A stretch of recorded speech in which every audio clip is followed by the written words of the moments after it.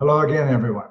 Terry Earthwind Nichols here at Evolutionary Healer TV with another master CR practitioner, friend, colleague, client, list goes on, and a real fun person. This is Bonnie Lawrence. Bonnie and I met at a conference. Bonnie and Linda and I met at a conference and started talking back and forth. Well, Bonnie, I'm going to pass this to you, and you tell us your story, how you became all the way up to master from just a conversation.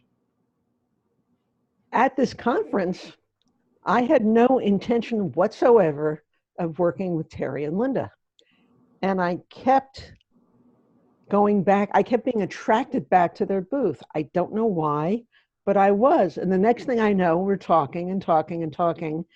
And then I decided to go through the CR process, the RBCR process. And as we go through this, I fall in love with it. Terry apparently kind of falls in love with me and what I do. And next thing I know, he's invited me to become a master. And I had to say yes to that opportunity. So yeah, and you do some pretty cool stuff, right? You're a lawyer, you got all kinds of things going on. A rabbi, I mean, the list goes on, you know? Tell us a little bit about that. Who is that Bonnie Lawrence? I sometimes wonder, but it's, it's all the same thing. I describe myself at this point as rabbi, shaman, wounded healer, and storyteller. And it's all the same. When you come right down to it, the healing process is all the same. As an attorney, I don't do litigation anymore, thankfully. I don't believe in the fighting and let's kill each other and get a hired gun known as a lawyer, and no, thank you. I do estate work for people and wills. I will do immigration. I will do bankruptcy, things that don't involve major litigation issues. But my first love at this point really is helping people heal, heal their wounds, their spiritual wounds. We live in a society where people are taught, how much can you consume, right? Oh boy, when I grow up, I'm going to own this and that and whatever. And that's fine. But they're not taught about what are you going to do to help yourself to make the world a better place. There is, and I'll define this, I'll explain it. Tikkun olam. It's Hebrew for putting the world in order. I look around and yikes, there's so much for us to do to help each other, to help the world heal, from the environment to individuals to what have you. Yes, it's overwhelming, but there are two phrases that I love, and they're from the Talmud, which is, you save the world one soul at a time. And if you save one soul, it's as if you have saved the entire world. Smiling at people counts. Rescuing a dog or a cat counts. Adopting a child counts. All of these things make a difference. Otherwise, we're going to feel overwhelmed and not want to do anything. But one little bit at a time. Holding a door open for somebody, helping somebody with their groceries, giving someone your shopping cart on the way into a store because they're disabled or just because you want to be nice. These things matter. Yeah, you see these posts on Facebook every so often where it says, if you can be anything in this world, be kind. Yes. Right? Kindness, and I'm going to add kindness and compassion, a sense of understanding, a sense of, behind this mask we all wear, we all have our masks. You don't know what's really going on with somebody, do you?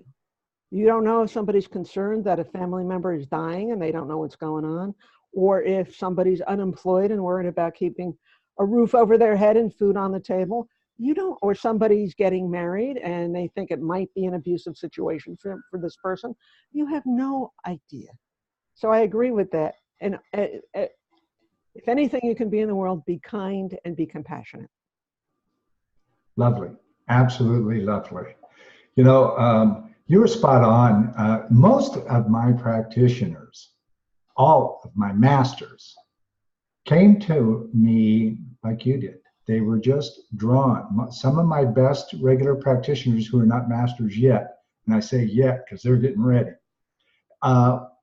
just had this intuition, this feeling. Now you're shamanic, so it's a little bit more pronounced for you. That there was, you know, that here's this great big conference. Your booth is on one end and mine's almost to the other end. And here you are zipping by us on a regular basis. And you're missing most of the booths in my aisle because you're beelining from the corner straight over to us. There was this, well, Linda and I felt it too. It's like, this woman is going to come with us. Okay. There's something about her. She is very drawn to us. And were you at the breakout? Did you hear my breakout speech? No, I was giving my own session. Ah, okay. So a lot of what we got in that show come from, and other shows. Liz Reed, you know, solidified her masters or her CR or whatever. She knew that this was it, and I was the one. And we talked a couple of times at different conferences, and all of a sudden she heard me, and it all clicked, you know. And so yeah, and who cares why? You know, don't try to figure it out. It's just is. You know, it's not good, it's not bad, it just is. And it's like what we tell our clients when we're beginning the CR process session. There are no good memories and no bad memories. It's simply memories, you know. And same goes true with choices. No bad, no good. Whatever choice you make, you got to live with, not necessarily. You can always change your mind. You're not stuck going down the road. You can always turn around. You know, I've done that many times. I've made a decision because it felt good based on the amount of information I had at the time. I went on one decision, and as I found out more about it that I did not have access to until I was on the way, I just stopped and backed out. I completely changed my mind. I said, "Whoa, this is not happening." The gut's turning over. You're almost at a cold sweat. There's a reason that you're doing that. And so yeah, very cool person, my friend, my colleague, my master practitioner. I'm my guy today. Awesome. Yeah. Anything else you want to say? I do, because during the master's training, something really interesting happened for me. And that is, I started shaking. I didn't understand what was going on. This was in the evenings.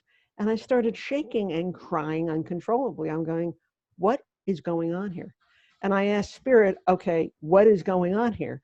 And that is when I learned about past lifetimes and traumas from past lifetimes that can come up.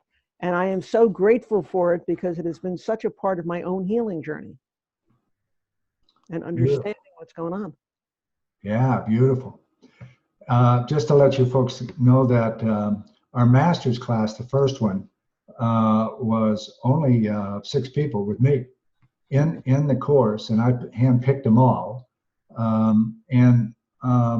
We all got triggered at one point or another. Yeah. We reacted to the information that I sent as homework or something, just like woo. Not only woo, but we handled it, right? Yeah. And that's what we teach our clients, you know, so it's very special. My friend, thank you so much. Great to see you. Always love talking to you. Have a great day. And for you folks out there that are seeing this video today, please feel free to share it. Definitely reach out here on Evolutionary Healer TV on our Facebook page, the Evolutionary Healer page, and reach out and chat with us if this resonates with you and you need to know more. Thanks again for stopping. Thank you, my dear Bonnie, and we'll see you soon. My pleasure, Terry.